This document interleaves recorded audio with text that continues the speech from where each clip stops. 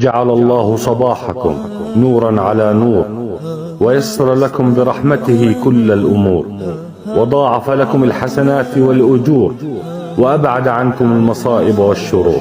اللهم آمين. اللهم صل وسلم وبارك على سيدنا محمد وعلى آله وصحبه وسلم.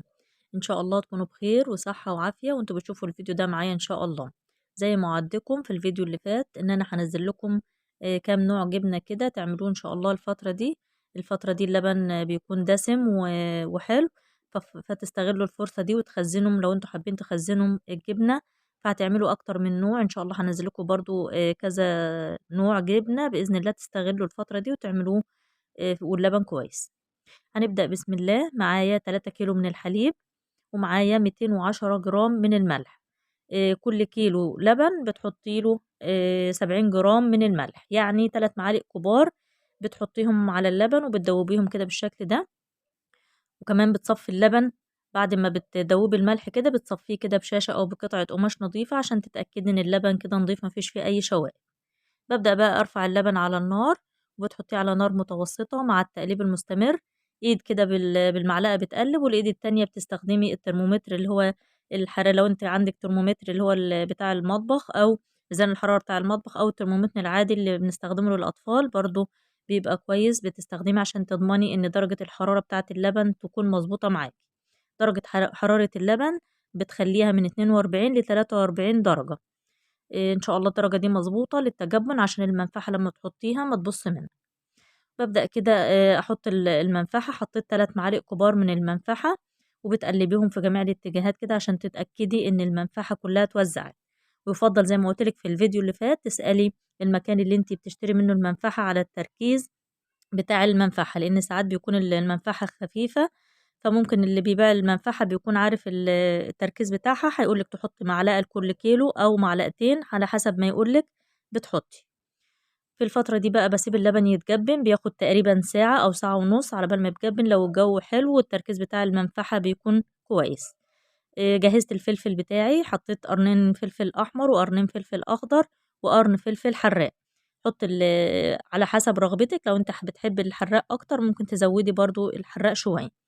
وباقطّع الفلفل مكعبات صغيّرة وباحُط عليه معلقة كبيرة مليانة كده من الملح بتحُطّي الفلفل في مصفى بعد ما بتحُطّي عليه الملح، وبتسيبيه في جنب لحد أمّا ينزّل كل المَيّة بتاعته. الخطوة دي مهمة جدًا لازم تعمليها عشان الفلفل يستوي معاكِ وما يبقاش محطوط وهو ني، علشان ما يخلّيش الجبنة بتاعتِك يدخل فيها أي بكتيريا.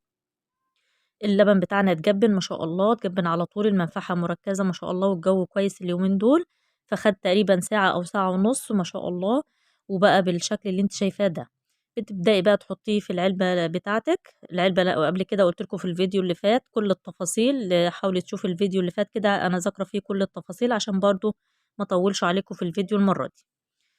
بتجيبي أي علبة بتكون موجودة عندِك بلاستيك وبتخرّميها من الأرضية كده زي ما قُلت لِك بسكينة، بتكون بتسخّنيها وبتخرّميها، وبتحطّي فيها الشاشة أو قطعة من القماش تكون نضيفة مخصّصاها للجبنة. حطّيت فيها الشاشة كده زي ما أنتِ شُفتِ وحطّيتها تتصفّى بتسيبيها لمدة ساعة كاملة من غير ما تضغطيها بأي تُقل عليها.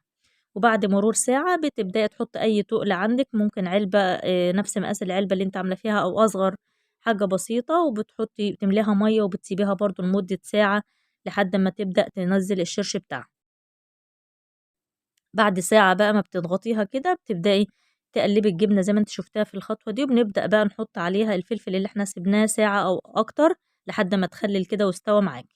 وبتقلّبي الفلفل كويس في الجبنة.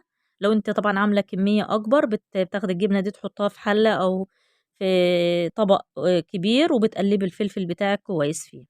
وبعد ما بتحطّي الفلفل وبتقلّبيه بتغطّي برضه الجبنة وبتحطّي عليها التُقل اللي إحنا عاملينه، وبتسيبيها لمدة 4 أو 5 ساعات، ممكن تسيبيها كمان ليلة كاملة ما فيش أي مشكلة بحيث تتصفّى وتصفّي كل الشِرش بتاعها براحتها. بعد الخطوة دي بتاخدي الجبنة بتاعتِك ما شاء الله بتقلبيها زي ما أنتِ شايفاها ما شاء الله طالعة متماسكة وجميلة. طبعًا في الخطوة دي الجبنة ما ينفعش تتخزّن على طول لو أنتِ عاملة كمية كبيرة، بتبدئي ترُشّي عليها شوية كده من الملح وبتسيبيها برضه ساعتين أو 3 بحيث إن قطعة الجبنة تتماسك معاكِ وما تتهراش لمّا بتحطّيها في الشِرش. ببدأ بقى آخد كل قطعة وبلفها كده في كيس بلاستيك أو المناديل البلاستيك اللي أنا كنت ذكرتها لكم برضو في الفيديو اللي فات، بتجيبيها من عند اللي بيبيع الأكياس البلاستيك، وببدأ بقى أرصها في العلبة بتاعتي أو في برطمان زي ما بتحبي، أهم حاجة تكون حاجة محكمة الغلق.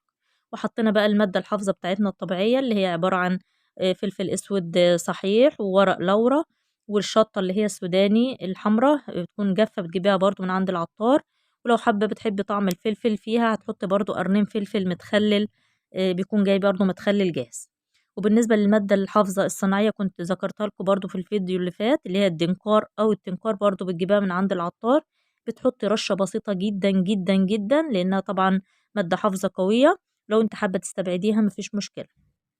بدأت رصيت كل قطع الجبنة بتاعتي في العلبة، لو انت ملاحظة أنا حاطة كيس جوه العلبة، وببدأ أحط الشرش بتاعي بتغطي كل كمية الجبنة بتاعتك بالشرش. وبالنسبة للشرش كنت قلتلك قبل كده إن احنا لازم بتغليه على النار لحد ما يقعد على النار تقريبا 5 دقايق، وكل الرغاوي اللي بتظهر على الوش بتشيليها. حاولوا تشوفوا الفيديو اللي فات أنا ذاكرة كل التفاصيل دي بطريقة مفصلة. وبعد كده زودت الجبنة بتاعتي بالشرش وغطيتها، اتأكدت ان هي متغطية بالشرش، وببدأ اقفل بقى. بتبدأي بقى تقفلي الكيس بطريقة محكمة جدا، وبتقفلي العلبة عليها، وبتحطي العلبة كمان برضو في كيس، وبتسيبي الجبنة بتاعتك في مكان جيد التهوية، وبتفتحي عليها بعد 60 يوم ان شاء الله تاكلي احلى جبنة بالفلفل عاملاها في البيت ضامنة نظافتها، وكمان هتوفر معاكي كتير. 3 كيلو لبن من ال 3 كيلو من اللبن عملوا معانا كيلو جبنة صافي. ان شاء الله تكونوا استفدتم من الفيديو النهاردة، ولو الفيديو عجبكم ما تنسوش تعملوا لايك واشتراك في القناة عشان يوصلكم كل جديد من فيديوهاتي. واسيبكم في امان الله، واشوفكم ان شاء الله على خير في فيديو جديد، والسلام عليكم ورحمة الله وبركاته.